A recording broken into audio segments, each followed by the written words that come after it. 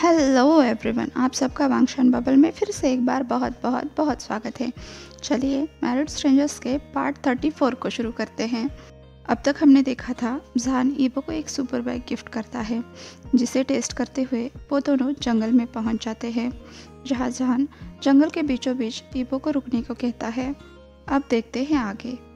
ईबो को समझ नहीं आ रहा था कि जहान ने इस घने जंगल में उसे रुकने के लिए क्यों कहा है, लेकिन फिर भी जान पर भरोसा करके वो रुक गया। फिर दोनों पगडंडी से होकर अंदर जाने लगे। वो रास्ता बहुत ही खूबसूरत कंकड़ों से भरा था। ऐसा लग रहा था किसी ने खासकर इसका ध्यान रखा है। लेकिन इससे भी ज़्यादा आश्चर्य की बात ये थी, अंदर से कोई रोशनी आ रही थी। ईबो ने चौंक कर पूछा, जान का ये सब क्या है? जान ईबो के हाथ में हाथ डाले हुए चल रहा था, साथ ही उस पर नज़र भी रख रहा था। उसने मुस्कुराकर कहा, ये एक सीक्रेट प्लेस है बो। ईबो ने जान की तरफ देखा। वो समझने की कोशिश कर रहा था कि जान क्या कहना चाहता है। जान ने कहा, हम जल्दी वहाँ पहुँच जाएंगे। ईबो को पता था जान ऐसे तो उसे कुछ नहीं बताने वाला, इसलिए बेहतर है चुपचाप उसके पीछे चलते जाएं। अब ईबो ने चुपचाप जान के पीछे चलते हुए जिज्ञासा से हर तरफ देखना शुरू किया। थोड़ी देर बाद जान ने कहा, हम पहुँच गए लव। ईबो ने तुरंत जान की तरफ देखा, फिर वहाँ देखा जहाँ जान पॉइंट कर रहा था। ये क्या है गा? ईबो ने पूछा। जान ने कहा, ये मेरी गुमशुदा दुनिया है ईबो। जब मैं पूरी दुनिया से छुपना चाहता हूँ तब मैं यहाँ आता हूँ।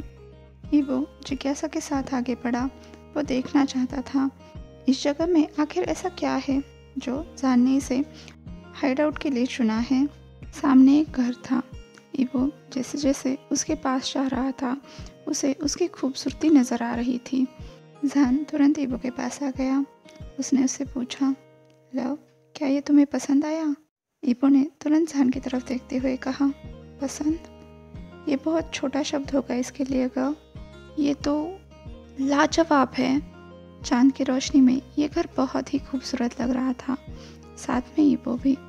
जान ने उसकी तरफ देखकर मुस्कुराकर कहा, तो क्या तुम अंदर चलना चाहोगे? क्यों नहीं गा? ईबो ने कहा। अब दोनों अंदर चले गए। अंदर का नज़ारा तो बाहर से भी ज़्यादा खूबसूरत था। ये पूरा घर लकड़ी का बना था, जिस पर अव्वल दर्जे की कारीगरी की गई थी। ईबो को यकीन नहीं हो रहा था वो सच में ऐसी किसी जगह को देख रहा है। जान ने कहा, वो फ्रेश हो जाओ, तब तक मैं खाना पकाता हूँ। ईबो अब सीढ़ियों से ऊपर चला गया। ऊपर एक छोटा सा लेकिन बहुत प्यारा बेड था, पर उसकी सबसे खास बात ये थी उसकी छत कांच की बनी हुई थी, जहाँ से रात का नज़ारा देखा जा सकता था। ईबो तो फ्रेश होना ही भूल गया। वो खिड़की के पास खड़ा बस बाहर देख रहा था। तभी जान उसके पीछे आया, ईबो को अपनी बाहों में भर लिया। ईबो तुरंत जान की बाहों में रिलैक्स हो गया। ईबो ने जान की छाती पर अपना सर रखा और जान ने ईबो के कंधे पर तभी ईबो की हंसी छूट गई। उसने कहा, गुदगुदी हो रही है गा? जान ने हंसते हुए कहा, सच में? तो ईबो ने हाँ में सर हिलाते हुए कहा, सच में ओल्ड मैन। जान के चेहरे पर एक स्माइल आ गई, जिसे देखकर ईबो कंफ्यूज हो गया। इससे पहले कि ईबो कुछ पूछे, जान ने उसके नेक पर धीरे धीरे किस करना शुरू किया। ईबो अभी इस बात के लिए तैयार नहीं था। उसने कांपती आवाज़ में पूछा, ये आप क्या कर रहे हो ओल्ड मैन? जान ने कोई जवाब नहीं दिया, उल्टा ईबो को किस करना जारी रखा, इस बार थोड़ा रफली। पर ईबो इस बार और ज़ोर से हंसने लगा। उसे सच में बहुत अजीब फील हो रहा था। जान भी अब उसे देखकर मुस्कुराया। उसने ईबो को आज़ाद किया और कहा, बाबे 5 मिनट में तैयार होकर नीचे आ जाओ, मैं तुम्हारे लिए खाना तैयार कर रहा हूँ। तुम डिनर में क्या खाना चाहोगे? कुछ भी, बस वो आपने बनाया हुआ होना चाहिए, ईबो बोला। जान अपनी टाई लूज कर रहा था। वो वहीं रुक गया। उसे इस जवाब की उम्मीद नहीं थी। ईबो ने जब जान को रुका हुआ देखा तो उसने पूछा, क्या हुआ ओल्ड मैन? जान ने मुस्कुराकर कहा, कुछ नहीं, और वो वहाँ से चला गया। अब ईबो की फिर से एक बार हंसी छूट गई, क्योंकि उसने उसके ओल्ड मैन को ब्लश करते हुए पकड़ा था। जान अपनी बढ़ी हुई धड़कनों को कंट्रोल करते हुए सोच रहा था, अगर ईबो ने उसे पकड़ लिया तब पता नहीं वो उसे कितना चिढ़ाएगा। अब वो नीचे आकर ईबो का इंतज़ार करने लगा। क्योंकि ईवो को इस मेंशन के बारे में बिल्कुल भी पता नहीं था। वही इंतज़ार करते करते वो अपने ईमेल्स चेक करने लगा। वो इतना खो गया था कि उसने ईवो को आते हुए नोटिस ही नहीं किया। ईवो ने आकर जहान के कंधे पर टैप किया तो जहान ने उसकी तरफ देखकर मुस्कुराकर पूछा, रेडी लव?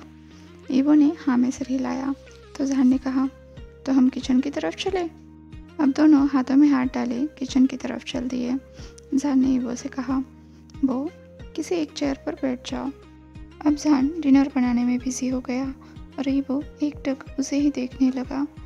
जहान को अपने काम में मगन देखकर ईवो सोच रहा था, आज अगर जहान उसके साथ नहीं होता तो वो अभी रूम में खुद को लॉक करके बहुत बुरी तरह रो रहा होता। जहान को, ईवो ने जहान को पुकारा।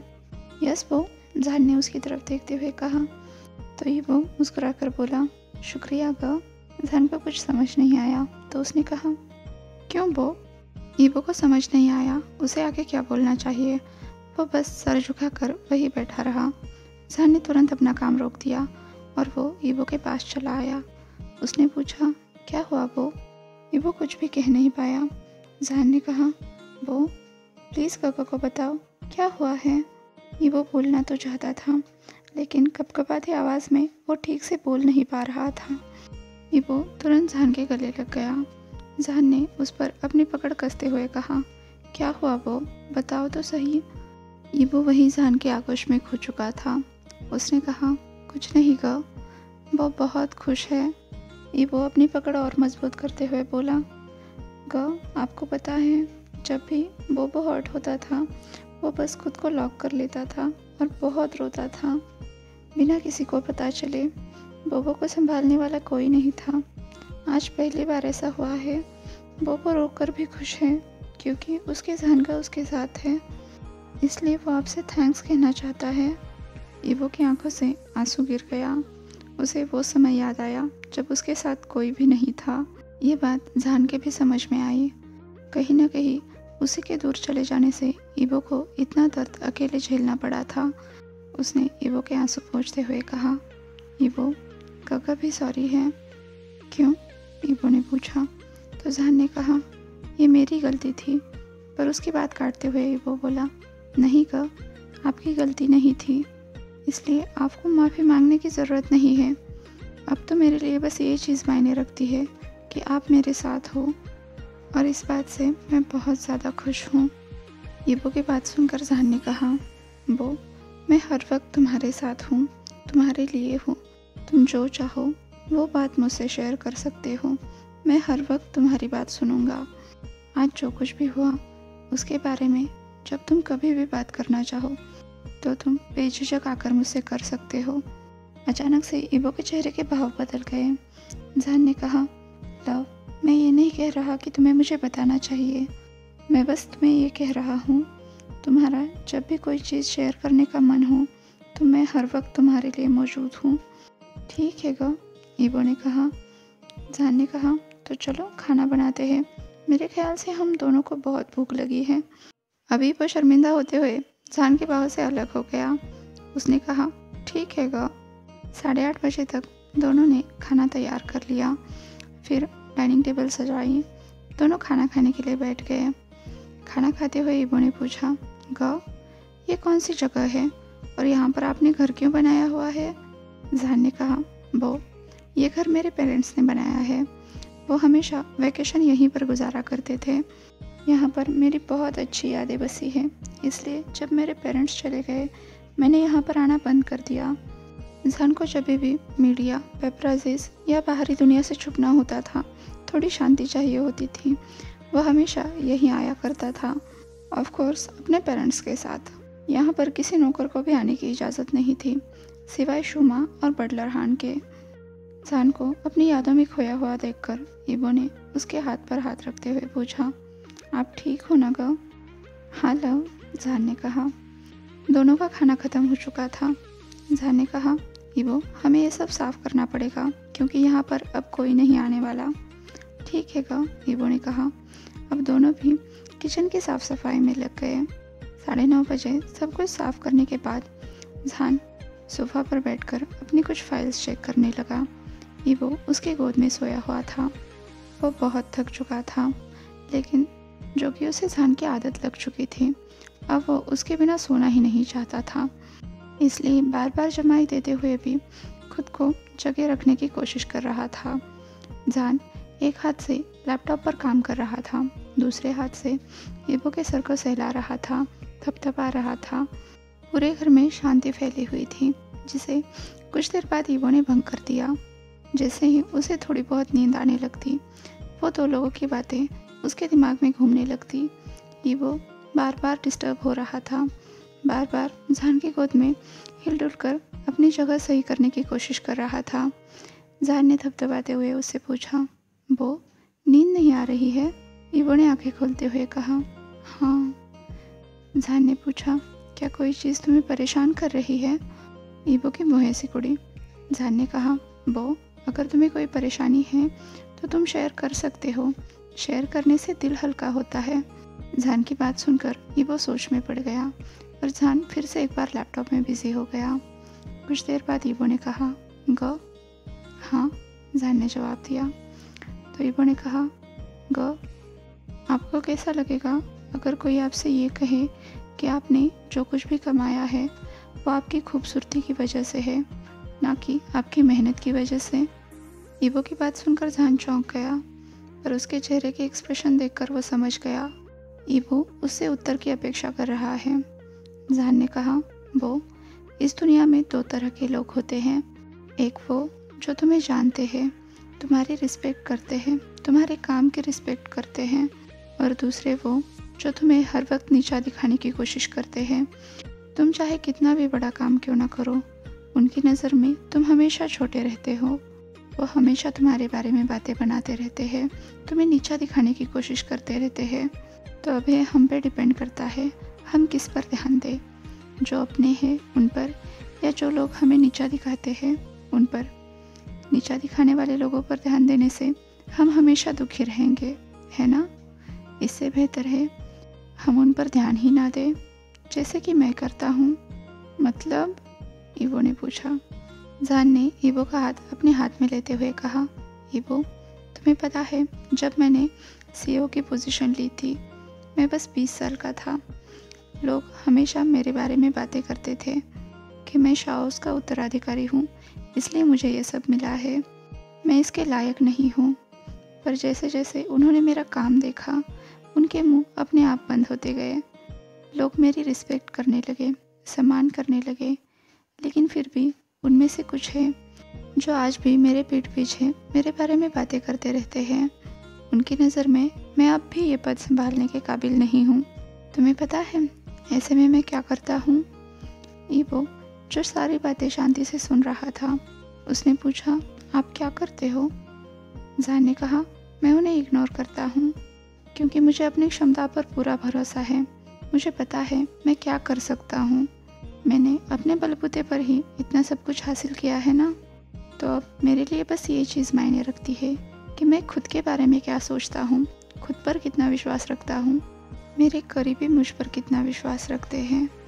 और रहा सवाल बाकियों का, तो हम उन पर किसी भी तरह से रोक नहीं लगा सकते, क्योंकि ये उनकी सोच है। अगर तुम उसे बदल नहीं सकते तो उसे इग्नोर करना सीखो। ईवो जान की बातें समझ रहा था। उसने कहा, आप सही होगा, पर वो आगे बोल नहीं पाया। जान ने उसके हाथ पर थपथपाते हुए कहा, मैं सुन रहा हूँ वो, तुम खुलकर बात कर सकते हो। ईवो अब भी अपने आप को बात करने के लिए तैयार कर रहा था, क्योंकि आज वो जान के साथ दिल खोलकर बात करना चाहता था। उसने कहा, ग, आपको पता है ना आज मेरा शूट था? जानता हूँ, जान ने कहा। ईवो ने कहा, जब मेरा शूट कंप्लीट हुआ, मैं चेंजिंग रूम में था, जब मैंने दो लोगों को बात करते हुए सुना मेरे बारे में। ईवो की आंखें छलक उठी। उसने जान की तरफ देखते हुए कहा, वो कह रहे थे जो मैं आज हूँ वो मेरे चेहरे की वजह से है, मेरी मेहनत की वजह से नहीं। सिसकियाँ लेता हुआ ईवो जान से लिपट गया। ईवो की बात सुनकर जहान पूरी तरह से शॉक हो चुका था। उसने तुरंत ईवो को अपनी बाहों में भर लिया। ईवो रोते हुए बोला, क वो कह रहे थे कि मैं हमेशा शुगर डैडी ढूंढता हूँ सक्सेस के लिए। जहान ने अपनी मुट्ठियाँ कस ली थी, पर फिर भी अपनी आवाज़ शांत रखते हुए बोला, वो तुम पूरी बात बता सकते हो, गा सुन रहे हैं। जहान की बातों से ईवो को अपने अंदर स्ट्रेंथ फील होने लगी। उसने रोते हुए कहा, ग वो कह रहे थे मेरे अगले शुगर डैडी आप हो। ईवो जहान को पकड़कर फूट फूट कर रोने लगा। जहान का गुस्सा 7वें आसमान पर पहुंच चुका था। उसने ईवो को मेहनत करते हुए देखा था। ईवो को सक्सेस के लिए उसकी खुद की भी ज़रूरत नहीं थी।